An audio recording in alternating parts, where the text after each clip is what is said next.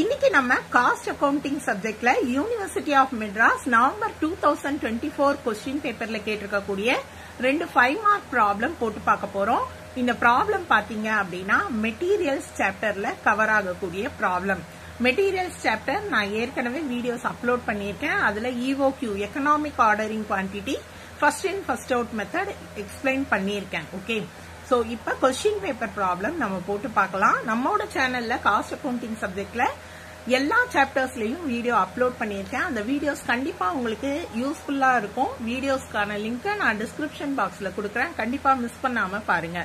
இப்ப ஃபர்ஸ்ட் நம்ம university of Madras question பேப்பர்ல என்னென்ன கொஸ்டின் கேட்டிருக்காங்க பார்ப்போம். Question number 16 and 17. 16ல பாத்தீங்கன்னா EOQ கேட்டிருக்காங்க. கொஸ்டின் நம்பர் 17ல பாத்தீங்கன்னா ஃபர்ஸ்ட் இன் ஃபர்ஸ்ட் அவுட் மெத்தட்ல ப்ராப்ளம் கேட்டிருக்காங்க. Okay, find EOQ from the following data. EOQ அப்படின்றது எக்கனாமிக் ஆர்டரிங் குவான்டிட்டி. இந்த கான்செப்ட் எக்ஸ்பிளனேஷன் வீடியோ தனியா போட்டிருக்கேன். அந்த வீடியோக்கான லிங்க்கும் நான் உங்களுக்கு டிஸ்கிரிப்ஷன் பாக்ஸ்ல கொடுக்கறேன். Annual consumption ₹2 lakhs, cost per unit of raw materials ₹10, carrying cost 10% of average inventory, ordering cost ₹40. Okay, EOQ ஓட ஃபார்முலாவை ஃபர்ஸ்ட் நம்ம ஞாபகப்படுத்திக்கலாமா? EOQ ஃபார்முலா என்ன அப்படின்னு பாத்தீங்கன்னா 2AB by CS. ஓகே, இதுதான் நம்மளோட EOQக்கு ஃபார்முலா. இதுல A அப்படின்றது என்னன்னா ஆனுவல் கன்சம்ஷன் அல்லது ஆனுவல் யூசேஜ் அப்படின்னு சொல்லலாம். ஓகே, கன்சம்ஷன் யூசேஜ் ரெண்டும் ஒண்ணுதான். அடுத்து B அப்படின்னு பாத்தீங்கன்னா buying cost per order. Okay, B யோட அப்ரிவியேஷன். இது என்னன்னு தெரிஞ்சாதான் நம்ம ஃபார்முலால அப்ளை பண்ண முடியும் இல்லையா? C அப்படின்றது என்னன்னா cost per unit, cost per unit. Okay, அடுத்து S அப்படின்றது என்னன்னா storage and carrying cost, storage and carrying cost.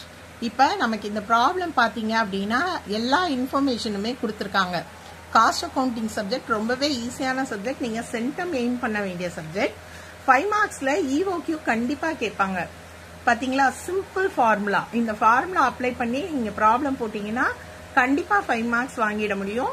Cost அக்கவுண்டிங்ல pass பண்ணணும் அப்படின்னா ரொம்பவே ஈஸி. எல்லா ப்ராப்ளமும் ஈஸியான ப்ராப்ளம். EOQல ஒரு 5 மார்க் அட்டன் பண்ணா கண்டிப்பா நீங்க 5 மார்க்ஸ் எடுக்க முடியும். ஓகே, சோ இப்ப ப்ராப்ளம்ல ஆனுவல் கன்சம்ஷன் எவ்வளவு அப்படின்னு பாத்துக்கோங்க. ₹2 lakhs இல்லையா?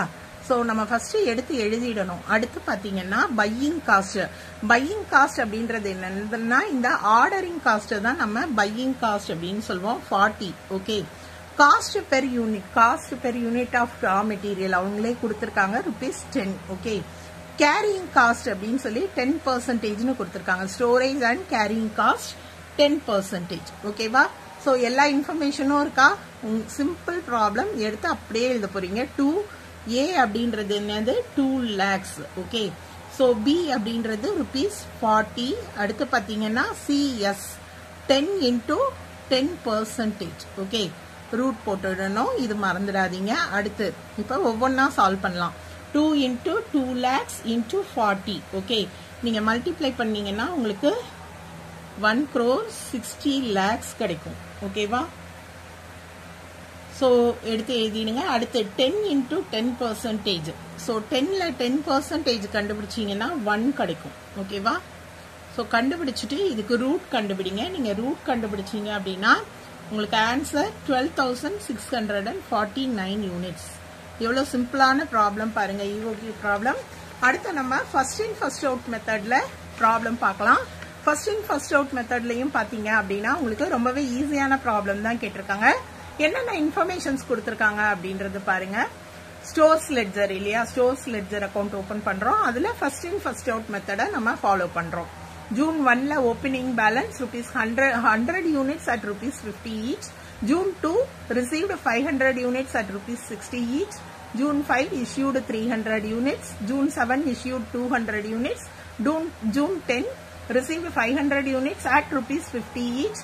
June 15 issued 300 units. June 20 issued 250 units. Okay, so இதுதான் நமக்கு ப்ராப்ளம்ல கொடுத்திருக்க இன்ஃபர்மேஷன். ஃபர்ஸ்ட் நம்ம ஸ்டோர்ஸ் லெட்ஜரோட ஃபார்மேட் எடுத்து எழுதிக்கலாம். ஓகே, எப்பவுமே அக்கவுண்ட் சப்ஜெக்ட்ல இந்த ஃபார்மேட்டை கரெக்டா எழுதிட்டீங்க அப்படின்னாலே அதுக்கு ஸ்டெப்ஸ் மார்க் உண்டு. மினிமம் 2 அல்லது 3 மார்க்ஸ் கிடைச்சிடும் ஸ்டெப் மார்க்ஸே. ஸோ நீங்க FIFO மெத்தட்ல போட போறீங்க. ஸ்டோர்ஸ் லெட்ஜர் FIFO அப்படின்றது first in first out method. என்னென்ன இன்ஃபர்மேஷன்ஸ் எழுதணும் அப்படின்றத ஞாபகப்படுத்திடுறேன். டேட் அண்ட் பர்டிகுலர்ஸ் ஓபன் பண்ணிக்கோங்க. அடுத்து ரிசீப்ட்ஸ், மெட்டீரியல் ரிசீவ் ஆகுறதுக்கு எவ்வளோ மெட்டீரியல் குவான்டிட்டி என்ன, அந்த மெட்டீரியலோட பெர் யூனிட் ரேட் என்ன, மொத்த அமௌண்ட் என்ன ரெசிப்ட்ல எழுதணும்.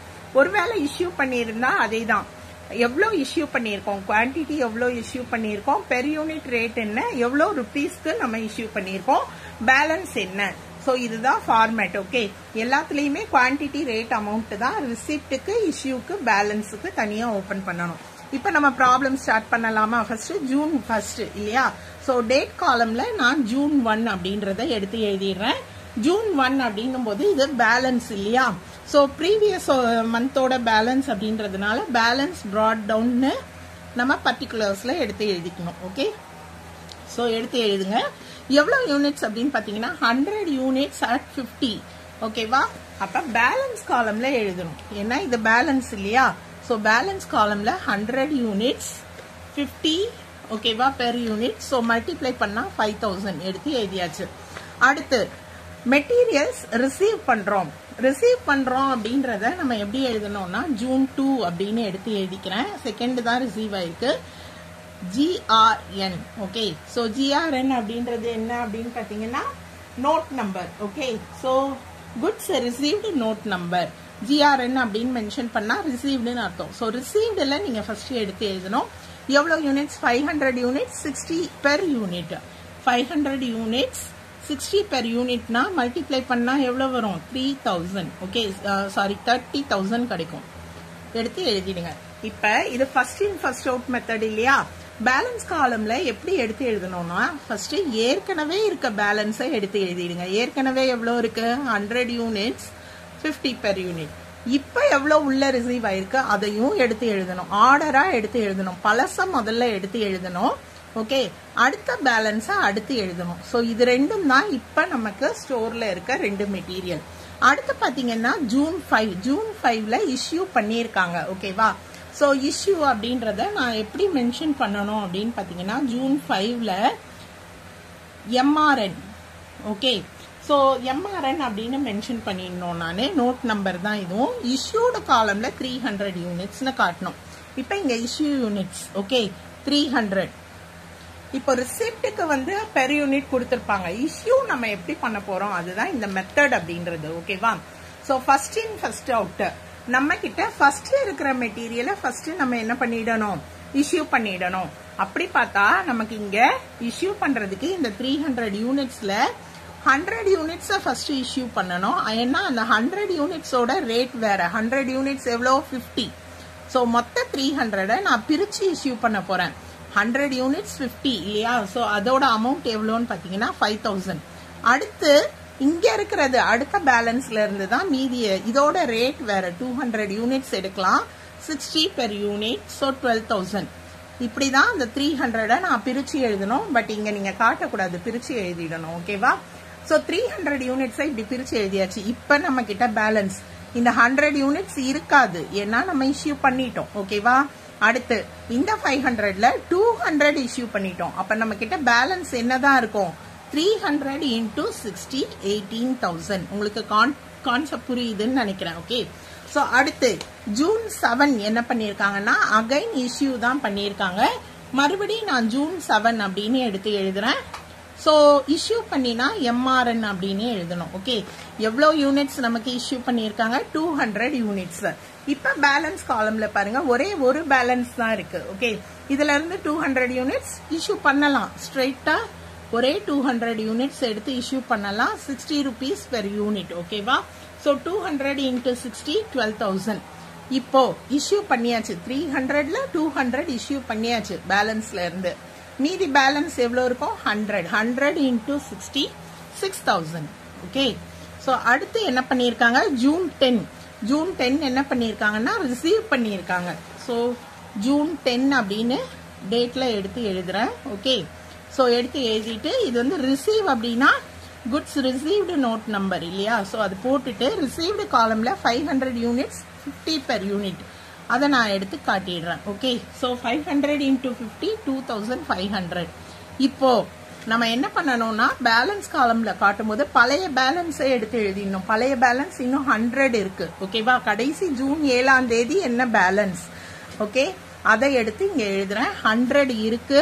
ஸோ அந்த 100 நான் ஃபர்ஸ்ட் காட்டிடுவேன். அதுக்கப்புறமா இன்னைக்கு நமக்கு உள்ள வந்திருக்க 500 நான் காட்டணும். அப்பதான் நம்ம ஃபர்ஸ்ட் இன் ஃபர்ஸ்ட் அவுட், எது ஃபர்ஸ்ட் வந்ததோ ஃபர்ஸ்ட் வந்ததுல இருந்து இஷ்யூ பண்ணுவோம். கான்செப்ட் புரியுதா? அதுக்காக தான் முதல்ல வந்த பேலன்ஸை இங்க எடுத்து எழுதிட்டு அடுத்த டேட்டோட பேலன்ஸை கீழே எழுதுறோம். ஓகே, ஸோ ஃபர்ஸ்ட் வந்ததை நம்ம இஷ்யூ பண்ணிடுவோம். அப்படிதானே இஷ்யூ பண்ணிட்டு இருக்கோம். இஷ்யூ பண்ணும்போது பாத்தீங்க இல்லையா? ஸோ அடுத்து ஜூன் 15ல இஷ்யூ பண்ணியிருக்காங்க 300 யூனிட்ஸ். ஸோ நான் எடுத்து எழுதுறேன் ஜூன் 15 300 யூனிட்ஸ். இது எம்ஆர்என், இஷ்யூனா எம்ஆர்என் அப்படின்னு எழுதணும். எவ்வளவு யூனிட்ஸ்னு பாத்தீங்கன்னா 300. நம்ம கிட்ட இங்க 2 டிஃப்ரெண்ட் யூனிட்ஸ் இருக்கு. ஏன்னா ரேட் வேற இல்லையா? So first in first out, first இருக்கிறத நம்ம போட்டுடணும். 300ல இந்த 100 ஃபர்ஸ்ட் இஷ்யூ பண்ணிடணும். இதுல இருந்து 200 நான் இஷ்யூ பண்ணணும். ஓகேவா? சோ அது வந்து 50. அப்ப இது வந்து 6000. இது வந்து எவ்வளோ 200 into 50 அப்படின்னு பாத்தீங்கன்னா மல்டிப்ளை பண்ணீங்கன்னா 10,000. ஓகேவா? சோ அந்த அமௌண்ட்டை நான் எடுத்து எழுதிடுறேன். அடுத்து பாத்தீங்க அப்படின்னா இப்ப பேலன்ஸ் எழுதணும். இந்த 100 இருக்கா? ப்ரீவியஸ் 100 இல்ல, ஏன்னா இஷ்யூ பண்ணிட்டோம். இந்த 500ல 200 இஷ்யூ பண்ணிட்டோம். பேலன்ஸ் 300 தான் நம்மகிட்ட இருக்கும். சோ அந்த 300ஓட rate 50 rupees. Okay, so calculate பண்ணீங்கன்னா 15,000. சோ எழுதியாச்சு. இப்போ அடுத்து என்ன பண்ணிருக்காங்க அப்படின்னு பாத்தீங்கன்னா ஜூன் 20ல மறுபடி இஷ்யூ பண்ணிருக்காங்க. சோ ஜூன் 20ன்னு எடுத்து எழுதுற. இஷ்யூ பண்ணினா எம்ஆர்என் அப்படின்னு மென்ஷன் பண்ணுங்க. சோ பாத்தீங்கன்னா இஷ்யூடு 250 யூனிட்ஸ். இப்ப இங்க மொத்தம் எத்தனை யூனிட்ஸ் இருக்கு நம்ம கிட்டன்னு பாத்தீங்கன்னா மொத்தமே 300 யூனிட்ஸ் தான். ஜூன் 15க்கு நேரா பாருங்க பேலன்ஸ் காலம்ல வெறும் 300 யூனிட்ஸ் தான் இருக்கு. அதுல நம்ம எவ்வளவு யூனிட்ஸ் இஷ்யூ பண்ண போறோம்? 250 யூனிட்ஸ். சோ ஒரே முறையில பண்ணிடலாம். ஏன்னா ஒண்ணுதான் இருக்கு பேலன்ஸ். 250 into 50 12,500. அப்போ 300ல 250 இஷ்யூ பண்ணியாச்சுன்னா பேலன்ஸ் 50 தான். 50 into 50 2500. சோ இதுதான் கடைசியா இருக்கக்கூடிய அமௌண்ட். இதை தான் நம்ம என்ன சொல்வோம் அப்படின்னு பாத்தீங்கன்னா க்ளோசிங் ஸ்டாக். ஓகே, சோ அந்த மந்த்துக்கு பாதி வரைக்கும் தான் இன்ஃபர்மேஷன் கொடுத்திருக்காங்க. First in first out concept புரிஞ்சுக்கோங்க. கான்செப்ட் புரிஞ்சா சம் போடுறது ஈஸி. பேலன்ஸை எடுத்து எழுதிக்கிட்டே இருங்க. ரிசீவ் ஆச்சுனாலும் பழைய பேலன்ஸ் ஃபர்ஸ்ட் வரணும், அடுத்து மற்ற பேலன்ஸ் வரணும். அதே மாதிரி இஷ்யூ பண்ணும்போது ஃபர்ஸ்ட் இருக்கிறத இஷ்யூ பண்ணணும், அடுத்தது மீதியை இஷ்யூ பண்ணிட்டு பேலன்ஸ் எவ்வளோ இருக்குன்றதையும் எடுத்து எழுதணும். இதுதான் ஃபர்ஸ்ட் இன் ஃபர்ஸ்ட் அவுட்டோட கான்செப்ட். இன்னைக்கு நம்ம டிஸ்கஸ் பண்ண 2 ப்ராப்ளமும் உங்களுக்கு புரிஞ்சிருக்கும்னு நினைக்கிறேன். டவுட்ஸ் ஏதாவது இருந்தா கமெண்ட் செக்ஷன்ல கேளுங்க. நன்றி.